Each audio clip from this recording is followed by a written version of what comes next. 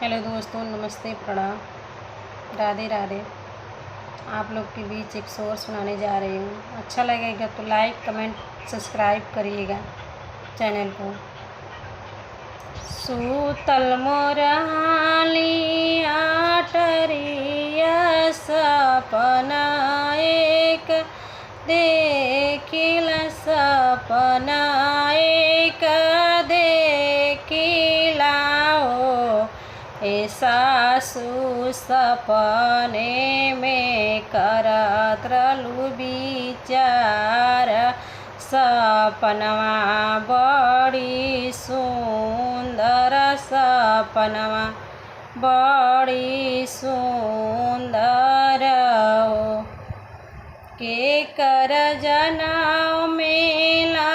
Ramat के कर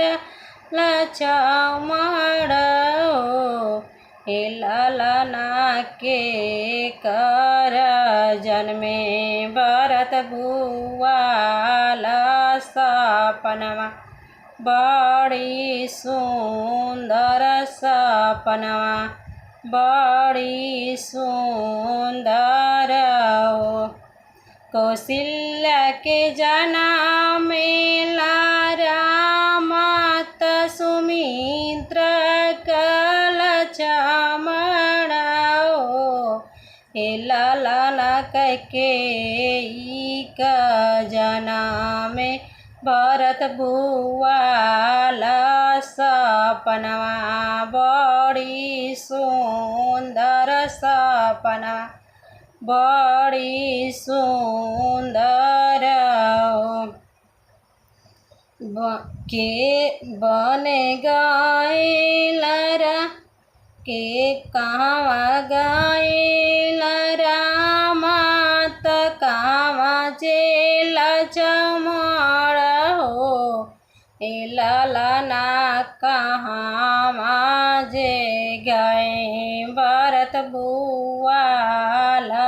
सपनवा बड़ी सुंदर सपनवा बड़ी सुंदर हो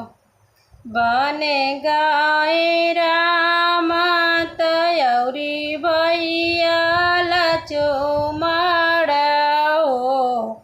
ए ललना भरत भुआल के राज सपनवा बड़ी सुंदर सपनवा बड़ी सुंदर